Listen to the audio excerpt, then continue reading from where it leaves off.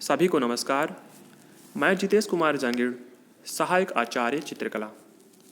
सर्वप्रथम आप सभी का ऑनलाइन ई क्लासरूम में हार्दिक स्वागत करता हूं। पूर्व के भाग में हमने आनंदम विषय में संचालित दोनों गतिविधियों, जिनमें दैनिक गतिविधियां एवं समूह सामुदायिक गतिविधियां का अध्ययन किया, इनके बारे में विस्तार से जाना। इसके साथ ही हमने दोनों गतिविधियों में आप किन किन विषयों का अपनी परियोजना में चयन करोगे, उनके बारे में भी विस्तार से चर्चा की। आज हम बात करेंगे आनंदम दिवस और आनंदम विषय में प्राप्त होने वाले अंकों के बारे में। तो चलिए शुरुआत करते हैं। आनंदम दिवस क्या है? आनंदम दिवस वह दिन है जो महीने के अंतिम सप्ताह में मनाया जाएगा। यह जो दिवस है, यह प्रत्येक महीने के अंतिम सप्ताह में किसी भी एक दिन मनाया जाएगा और इसी दिन सभी छात्र समूह अपनी परियोजना की प्रगति या फिर अपनी जो प्रोजेक्ट जो रिपोर्ट इन्होंने तैयार करी है, उसकी प्रोग्रेस रिपोर्ट प्रस्तुत करेंगे। और प्रोग्रेस रिपोर्ट प्रस्तुत करने के लिए वो किसी पोस्टर या फिर पावर पॉइंट प्रेजेंटेशन, इनका भी सहारा ले सकते हैं। इसी के साथ देने की खुशी के जो अनुभव है वो भी साझा किए जाएंगे। अर्थात इस दिन सभी छात्र समूहों को उपस्थित होना है। उनके साथ में उनकी दैनिक डायरी होगी और उनके जो प्रोजेक्ट वर्क है वो भी उनके साथ होंगे और उन्होंने क्या क्या काम किया है उनको वो साझा करेंगे। इसके साथ ही इस दिन प्रेरक व्याख्यान, वीडियो या फिर शॉर्ट फिल्म्स इत्यादि भी आयोजित कर सकते हैं। तो आप समझ गए होंगे कि आनंदम दिवस क्या है। अब हम चर्चा करने वाले हैं आनंदम प्रोजेक्ट वर्क में प्राप्त होने वाले अंकों के बारे में। आनंदम के प्राप्त अंकों का कितना महत्व है, कुल अंक या फिर कुल प्रतिशत में इसके अंक जोड़े जाएंगे या फिर नहीं जोड़े जाएंगे, तो आपको निष्फिक्र होने की आवश्यकता नहीं है। इसका मूल्यांकन भी होगा और इसके अंकों को भी जोड़ा जाएगा।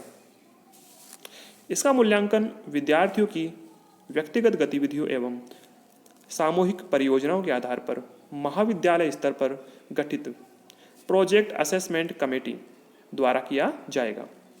इसके बाद इस विषय में प्राप्त अंक या ग्रेड को मार्कशीट या फिर अंक तालिका में प्रदर्शित किया जाएगा और इसका पूर्ण वेटेज भी दिया जाएगा। आप अच्छे से जान लें कि विद्यार्थियों के अंकों की कुल प्रतिशत की गणना करने के लिए आनंदम विषय में प्राप्त अंक या फिर जो ग्रेड है वो जोड़े जाएंगे। अगर आनंदम के पाठ्यक्रम के व्यक्तिगत और सामुदायिक समूह गतिविधियों के अंकों की बात करें तो सेमेस्टर पद्धति में एक परियोजना प्रति सेमेस्टर के 50 अंक और वार्षिक पद्धति में एक परियोजना के 100 अंक निर्धारित किए गए हैं। तो चलिए हम इसके अंक विभाजन की जो तालिका है, जो सारणी है, इसको हम समझते हैं कि किस में आपको कितने अंक प्राप्त करने होंगे।